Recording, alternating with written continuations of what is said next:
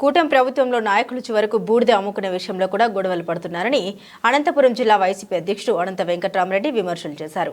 అనంతపురం జిల్లా వైఎస్ఆర్ కాంగ్రెస్ పార్టీ కార్యాలయంలో ఆయన ఇవాళ మీడియాతో మాట్లాడుతూ రాష్ట్రంలో రైతుల కన్నీరు పెట్టుకుంటున్నా ప్రభుత్వానికి పట్టడం లేదన్నారు. ఓవైపు అతివృష్టి, మరోవైపు అనావృష్టితో రైతులు తీవ్రంగా నష్టపోతే కనీసం నష్టం అంచనా వేయడంలో కూడా వివక్ష చూపుతున్నారని ధ్వజమెత్తారు. రైతులకు మద్దతు ధరతో పంటలను కొనుగోలు చేస్తామని చెబుతున్నా ప్రభుత్వం ఆచరణలో మాత్రం ఎక్కడ కనిపించడం లేదు. దళారీలు, బ్లాక్ మార్కెట్ను ప్రోత్సహించే విధంగా ఈ ప్రభుత్వ చర్యలు ఉన్నాయన్నారు. మరోవైపు రైతులకు అత్యవసరంగా ఉండాల్సిన ఎరువులు, పురుగుల మందులు కూడా అధిక ధరలకు విక్రయిస్తూ ఉన్నారని వెంకట్రామరెడ్డి పేర్కొన్నారు. రైతులు ఈ స్థాయిలో నష్టపోతుంటే ఈ ప్రభుత్వంలో ఏ ఒక్క ఎమ్మెల్యేకి కూడా పట్టడం లేదన్నారు. వారి దృష్టి అంతా ఇసుక, మట్టి, మద్యం అమ్ముకునే విషయంపైనే ఉందన్నారు. చంద్రబాబు ఆర్భాటపు ప్రకటనలు తప్ప వాస్తవ పరిస్థితులు ఏమీ లేదని, ఇప్పటికైనా రైతుల కష్టాలపై స్పందించాలని వెంకట్రామరెడ్డి డిమాండ్ చేశారు. ఒక జిల్లాలో, అనంతపురం జిల్లాలో 17 కోట్ల 60 లక్షలు అంటే ఇంకో చోట 24 కోట్లు 25 కోట్లు రాసి అంతా కలిసి 33-34 కోట్ల రూపాయలు. ఈ జిల్లాకి ఎప్పటికి కానీ 800, 600 ఇన్సూరెన్స్ తీసుకొచ్చాం. ఇన్పుట్ సబ్సిడీ కూడా రాజశేఖర్ గారు ఉన్నప్పుడు తీసుకొచ్చేసి 700-800 కోట్లు కూడా ఇవ్వడం జరిగింది. జగన్మోహన్ గారు ముఖ్యమంత్రి అయిన కూడా ఎప్పుడు ఏ నెలలో ఎంత నష్టం వస్తే హార్టికల్చర్ కావచ్చు, పంట కావచ్చు, అప్పటికప్పుడే ఒక రైతు భరోసా కింద కూడా 13,500 ఇచ్చేదే కాకుండా ఇచ్చేవారు. కానీ ఈరోజు ఆ ఊసే లేదు, ఆ మాట ఎత్తడం లేదు, ఎవరు మాట్లాడడం లేదు. అసలు ఎవరితో ఫైట్ చేయాలి? అసలు రైతు కూడా పరిస్థితి ఏముంది? ఎవరిని అడగాలి? ప్రజాప్రతినిధులను అడుగుదామంటే ఎవరు అందుబాటులో లేరు, ఎవరు పట్టించుకునేవాడే లేరు. వారి లోకంలో వాళ్ళే ఉన్నారు. ఇంకా తీర్థయాత్రలనో లేకుంటే ఇంకా సన్మానాలను అవే వాళ్ళ పరిస్థితి ఉంది. అక్కడ చూసామంటే చంద్రబాబు నాయుడు దగ్గర నుంచి, పవన్ కళ్యాణ్ దగ్గర నుంచి, భారతీయ జనతా పార్టీ అధ్యక్షురాలు పురంధేశ్వరి దగ్గర నుంచి, వాళ్ళ నుంచి మంత్రులు అందరూ కూడా ఉత్తమ మాటలకు మాత్రమే పరిమితమైనారు, పెద్దవైనారు. కేవలం జగన్మోహన్ రెడ్డి గారిని దూషించడము, వ్యక్తిగతంగా మాట్లాడము, ఎవరైనా పత్రికలు రాస్తే దాని గురించి పట్టించుకోకపోవడము, మా ఇట్లా వాళ్ళు ప్రజలకు ఏమైనా ప్రజాప్రతినిధులకో ప్రభుత్వానికో ప్రజల తరపున విన్నవిస్తే దాడులు చేయడమో, కేసులు పెట్టడమో.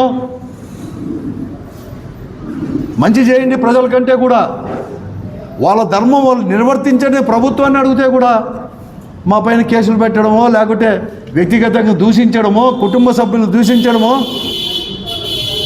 ఆపాదించడమో ఇది జరుగుతుంది తప్ప ఓట్లేసి గద్దెనెక్కిన వాళ్ళు ఈ రాష్ట్ర ప్రజల్లో, రైతాంగంలో మాత్రం ఎక్కడికైనా ఆదుకోవాలని ఏం లేదు. అంతెందుకు రైతులు కొనే ఫర్టిలైజర్స్, పెస్టిసైడ్స్, పిచికారి మందులు ఎంత బ్లాక్ మార్కెట్లో అండి. 265 రూపాయలకు అమ్మాల్సిన యూరియా ధర, కేంద్ర ప్రభుత్వం నిర్ణయించిన ధర, ప్రతి బస్తాకు కూడా ఈరోజు ఎంత అమ్ముతున్నారో తెలుసా? 330 రూపాయల నుంచి 340 రూపాయలు, అంటే దాదాపుగా 65 నుంచి 70 రూపాయలకి ఎక్కువ అమ్ముతారు. పొద్దుపైన పిచికారి మంది అన్న ఏదన్నా రేట్ అన్నారంటే ఎంత అద్మానంగా అమ్ముతున్నారంటే, ఒక్కొక్క దానిపైన ఒక లీటర్ పైన 100 రూపాయల నుంచి 500 రూపాయలకి. ఇది ఆన్ రికార్డ్. మేము ప్రూవ్ చేస్తాం కావాలంటే. ఎక్కడ ఒక షాప్ అని అన్ని దగ్గర 100 నుంచి 500 రూపాయల వరకు ఎక్కువ అమ్ముతున్నారు. విజిలెన్స్ డిపార్ట్మెంట్ లేదు. ఈ ఫర్టిలైజర్ షాప్ పైన షాపులతో డబ్బులు తీసుకొని విజిలెన్స్ వాళ్ళు, ఫర్టిలైజర్ అగ్రికల్చర్ డిపార్ట్మెంట్ ఏడీలు, ఏఈలు వాళ్ళు ఇష్టానుసారం అమ్ముతా ఉంటే ఒక్కడు కూడా అడిగేవాడు లేడు. ఒక ప్రజాప్రతినిధి అడిగేవాడు లేడు. ప్రభుత్వం అనేది అవన్నీ ఏం పట్టించుకోలేదు.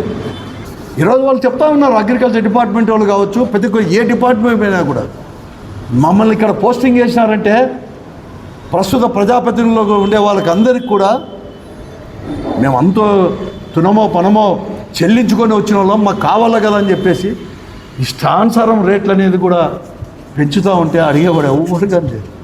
విజిలెన్స్ వాళ్ళు లేదు. అందరూ రైతు కుటుంబం నుంచి వచ్చిన వాళ్ళని చెప్తున్నారు. ఎమ్మెల్యేలు కానీ ఎంపీలు కానీ అందరూ కూడా టైం అంతా జగన్ను దూషించడానికి, మమ్మల్ని నియంత్రించడానికి, మీ ఇళ్ళ దగ్గరకు వస్తామని చెప్పడానికి చేస్తాం. ఏం చేస్తున్నారంటే ఇవన్నీ ఎవరు అడగరు, అడిగే వాళ్ళు నోరు మూపించాలని చూస్తూ ఉన్నారు. అసలు మాట్లాడాలంటే కూడా భయపడే పరిస్థితుల్లో ఈరోజు చేయాలని చెప్పి చూస్తున్నారు తప్ప ప్రజా సమస్యలు పట్టలేదు. అసలు ఈ జిల్లాలో ఎమ్మెల్యే కాదు, రాష్ట్రంలోని ఎమ్మెల్యే అంతా కూడా 4 దానిలపైన కాన్సన్ట్రేషన్. ఇసుక అమ్ముకుందామా, మట్టి అమ్ముకుందామా, మద్యం అమ్ముకుందామా, ఎంత రేటు పెడితే ఎంత వస్తుంది లాభము, కడకు బూడిద కూడా అమ్ముకుంటే కూడా డబ్బులు వస్తాయని చెప్పేసి ప్రజాప్రతినిధులు కూడా కొట్టాడుతున్నారు, మద్యం షాపులు కొట్టాడుతున్నారు, బూడిద అమ్ముకోవడానికి కొట్టాడుతున్నారు, మట్టి అమ్ముకోవడానికి కొట్టాడుతున్నారు. మా ఏరియాలోకి రావద్దు, మా జ్యూరిడిక్షన్లోకి రావద్దు అంటున్నారు. ఇంత సిగ్గుచేట అంటున్నాను.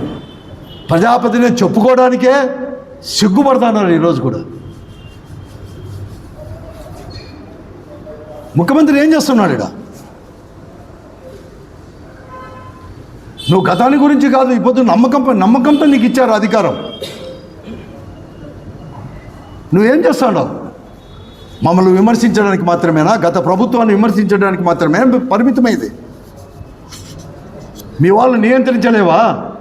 ప్రస్తుతానికి మీ వాళ్ళు బ్లాక్ మార్కెటింగ్ అయితే మీ ఇసుక నుంచి బూడిద వరకు, మట్టి వరకు, మద్యం వరకు అమ్ముకుంటున్నారే. వాళ్ళపైన నువ్వు పీడీ యాక్ట్లు పెట్టలేవా? వాళ్ళని బెదిరించలేవా? ఇట్లా వాళ్ళకా నువ్వు ఇచ్చింది? ఇట్లా వల్ల నువ్వు ప్రజాప్రతినిధులు చేసింది మీ పార్టీ, 3 పార్టీలు కలిసి మీరా మాట్లాడేది?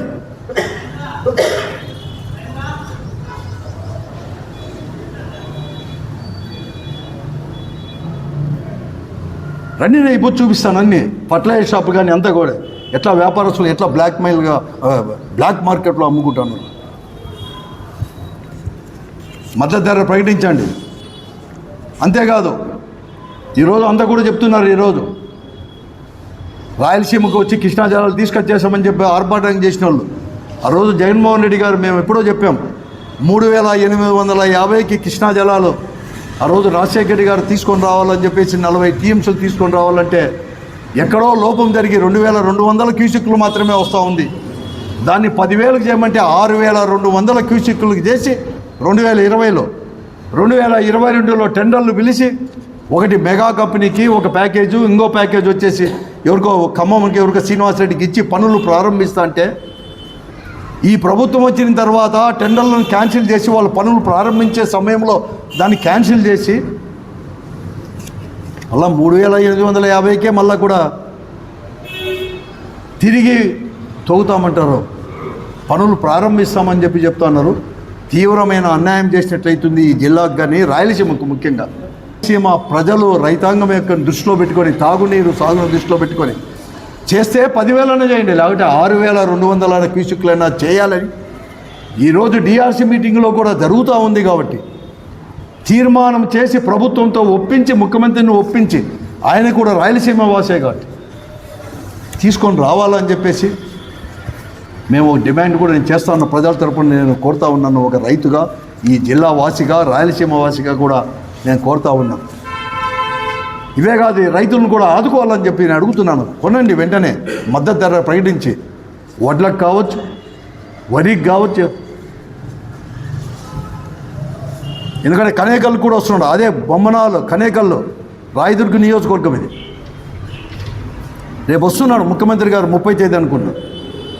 రైతులతోనే అడగమని చెప్పండి, కావాలంటే మద్దతు ధర ఇచ్చేసాను వెంటనే కొని ఆ రేటు పెంచేటట్లు కూడా చేయాలని చెప్పేసి నేను కోరుతా ఉన్నాను.